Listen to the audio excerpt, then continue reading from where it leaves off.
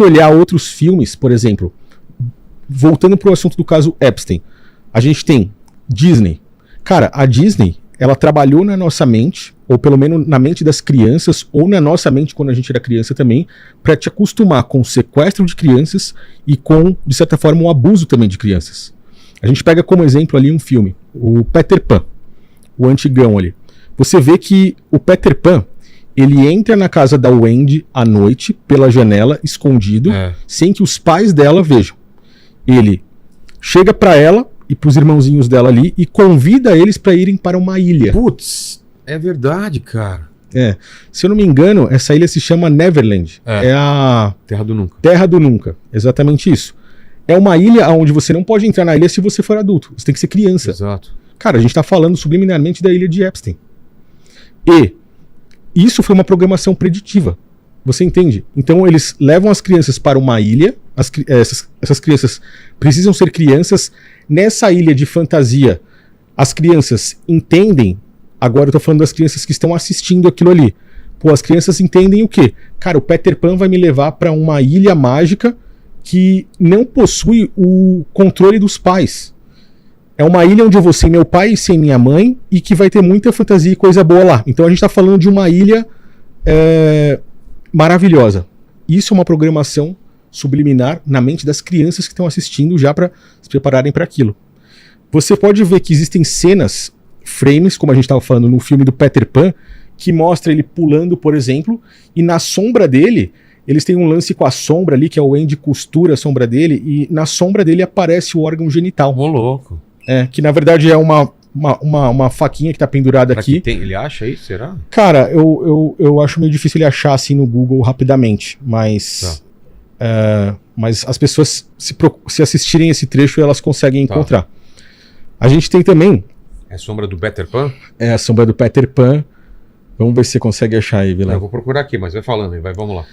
Então, o Peter Pan traz essa mensagem subliminar. Você vê que na ilha tem o Capitão Gancho. Esse Capitão Gancho, ele já sequestrou várias criancinhas. Já estão na ilha também sequestradas, entendeu? Então, tudo trabalha com essas mensagens subliminares, mensagens preditivas, né? Quando a gente vai olhar para o logo da Disney, a gente tem praticamente o mesmo aspecto visual do templo Epstein, que é justamente o templo onde eles faziam esses rituais a Baal, e estava lá dentro da ilha, a Little St. James, que é a famosa ilha de Epstein. Então, quando a gente olha para o logo da Disney, a gente tem o templo Epstein. Quando a gente olha de cima para o desenho da ilha, a gente tem o logo da Nickelodeon. Você deve achar essa imagem também, a comparação das duas. Que é justamente o desenho, o formato da ilha em um canal de televisão que era feito para crianças, para menores de idade. E quando você olha para diretores da Nickelodeon, você vê que alguns deles têm ligações com abuso de menores também, ligações com o próprio Epstein, com aquele P. Diddy e por aí vai. Entendeu? Então os caras estão todos interligados. E a gente está falando de desenhos de criança, a gente está falando de Disney, a gente está falando de Nickelodeon. Por quê? Eles têm o controle da narrativa, o controle das mensagens subliminares, o controle mental dessas crianças. Quando a gente olha para o filme do Pinóquio, a gente vê que ele é um garoto, um boneco de madeira que queria se tornar um ser humano. Mas em certo momento ele é sequestrado. A gente falou que a Disney acostuma mentalmente as crianças com a programação de serem sequestradas. A gente viu isso no Peter Pan, a gente vê no Pinóquio ele sendo sequestrado e levado também para a Ilha dos Prazeres. Nossa. O cocheiro em Pinóquio, ele fala: eu pego garotos bobos, é algo mais ou menos assim, e levo para a Ilha dos Prazeres. Se você olhar e comparar o sequestrador do Pinóquio e o rosto do Peter Pan, nós temos praticamente a mesma pessoa, a mesma imagem. Cara. E tudo isso foi planejado pela Disney. E aí quando a gente olha para a Disney e para o templo Epstein, a gente vê uma semelhança gigantesca entre o logo Disney e o templo de Epstein, as cores. Vamos ver se a gente consegue pegar aqui na tela para dar uma olhada nesse templo aí. Tá. Olha lá. Olha lá, a gente tem o templo lá em cima, Epstein, e a gente tem o logo da Disney ali embaixo. Agora, a gente vai mais além.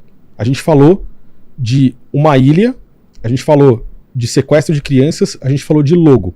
Se você puxar o logo dos cruzeiros Disney, você vê que ele parece muito mais ainda do que com o próprio logo em si da Disney.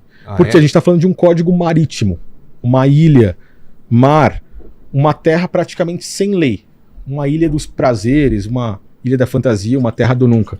Tudo isso é programação subliminar na mente das crianças, na mente das pessoas. Olha lá, esse é o logo dos cruzeiros Disney. Lembra, ou é loucura da minha cabeça? Ele lembra o templo claro. Epstein. E o lance do Bob Esponja tem alguma coisa relacionada também? Tem, no Bob Esponja. A história é que o Bob Esponja foi um desenho criado não para o público aberto, seria para entreter as crianças lá na ilha de Epstein. Ah, é? As crianças sequestradas e que viriam passar por todas essas coisas. Então, para entreter-as ali, eles dizem que criaram o desenho do Bob Esponja para isso. Tanto que tem um pirata que fala com elas ali logo no começo. Então, você vê que tudo está envolvendo o mar, tudo está envolvendo ilhas, né? O Peter Pan, o Pinóquio, o próprio Bob Esponja no meio do mar ali. E existem em todos esses desenhos, como nos filmes e nas séries também, mensagens subliminares, mensagens que vão trabalhar no controle mental, programação preditiva. Caramba. É um negócio assim, pesado, é chocante. Chocante. Total. E aí, falando sobre isso, entendendo como isso funciona, a gente volta para aqueles códigos que são os códigos que eram teorias e agora se tornaram uma realidade. A gente está falando de pizza, a gente está falando de hot dog, a gente está falando de macarronada, ice cream, que é sorvete, e por aí vai. O que significa isso? Vamos ver se o Romano consegue colocar aqui na tela para mim. Olha lá. Esses códigos, cada um deles tem um significado. Até esses e-mails vazarem, os caras se comunicavam dessa forma. Por exemplo, quando eles queriam ali uma garota de mais ou menos 7 ou 8 anos, eles pediam uma pizza.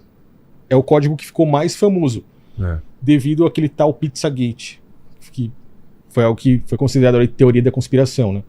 A gente tem hot dog, é um menino, 7, 8 anos. Agora, aí embaixo, a gente tem um bebê garoto e um bebê garota. Macarronada é o bebê garotinho. Nossa, cara, que bizarro. O queijo ali é a garotinha. Tanto é que tem um vídeo de um ator, depois a galera pesquisa e encontra aí, de um ator fazendo uma palestra de Hollywood, um ator famoso, que ele conta uma piada falando assim: pô, me ofereceram uma pizza com 7 tipos de queijo diferentes. Nossa, velho. Cara, tipo assim, deixando claro. Qual pizza tem 7 tipos de queijo? A gente conhece pizza 4 queijos. 4 queijos, no máximo, né? Mas beleza, eles falam isso abertamente. Então, o que ele tá falando? Ele tá falando em códigos. Ele tinha a opção ali de uma pizza, que é uma garota mais velha, de uns 7, 8, até 10 anos, mais ou menos, né? Que a ideia desses caras é até 10. Tanto que tem um outro vídeo do The Rock que rola por aí, que os caras falam assim, o The Rock falou brincando isso. Ele brinca com o garoto, fala assim, eu como crianças. Pergunta pra ele assim, o que você come? Ele fala, eu como crianças. Tipo, literalmente, né? Aí o garoto fica meio assustado, assim, o garoto tá com o pai. Aí ele fala, quantos anos você tem? Aí o menino fala, eu tenho 12. Aí ele fala assim, então até 10. Tá tranquilo pra você, então. Tipo, não vou comer. Ele tá falando de comida mesmo, né? Sei. E aí quando a gente vê os relatos do Epstein, você fala, cara, não é uma brincadeira isso. Os caras realmente faziam isso, né? Ali em cima, a gente tem o mapa, que eles estão falando a respeito de sêmen. Tá. Embaixo a gente tem nozes, né? Estão falando de uma criança afro, né? Uma criança de pele negra. Embaixo a gente tem sorvete. Que é garoto de programa. Exatamente. E os guardanapos, lenço, né? Branco. Lenços, Escravo sexual. Tanto o branco quanto embaixo tem o preto. Nossa, velho. Que é menor de idade o preto. Exatamente. Então todos esses códigos eram usados... o molho é orgia. Isso, tem um molho que eu pulei ali, né? Todos esses códigos foram utilizados por eles. Na minha opinião, eu acredito que eles ainda utilizam esses códigos hoje, tá? Vazou no lance do Epstein, mas eles continuam ainda com esses códigos, principalmente nesse grupo que a gente chama de Red Shoes Club, que são os caras que eu falei sobre os sapatos vermelhos. Para você ter noção, o cara que eu falei, que é supostamente o líder desse clube dos sapatos vermelhos, chamado Tony Podesta, ele é um magnata da alta classe hoje. A gente está falando só de gente que é da elite, né? Esse cara, ele tem uma coleção de arte na casa dele, com vários vários quadros, imagens e esculturas de artistas diferentes, todas ligadas, ou pelo menos a maioria delas, ligadas a abuso de menores. E essas fotos estão abertas aí na internet para que todo mundo encontre. Uma das obras de arte que esse cara colocou na sala da casa dele é uma espécie de um corpo humano decapitado. Nossa. Isso é tipo uma estátua que está na posição de uma das vítimas de Jeffrey Dahmer. Sabe aquele Dahmer que ficou famoso aí, principalmente pelo documentário que a Netflix, pela série, né, que a Netflix fez dele.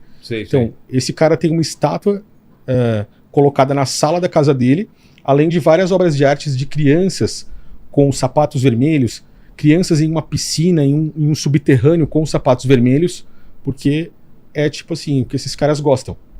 E aí a gente vai linkando um assunto no outro, né?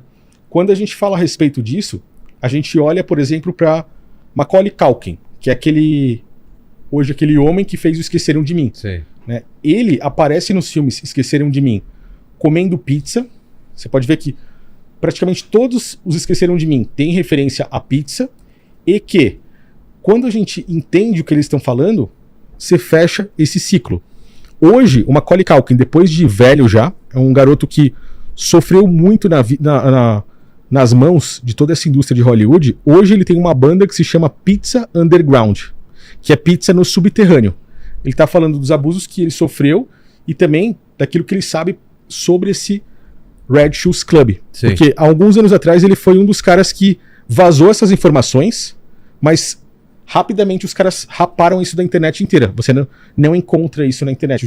Desde que o YouTube excluiu um canal meu com mais de 1 milhão de seguidores, eu tomei a decisão de criar uma plataforma privada onde eu posto vídeos sem censura. Na verdade, são documentários que você nunca irá ver em lugar algum da internet.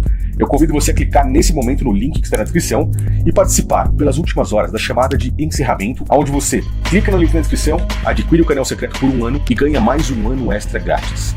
Quanto vale o seu conhecimento?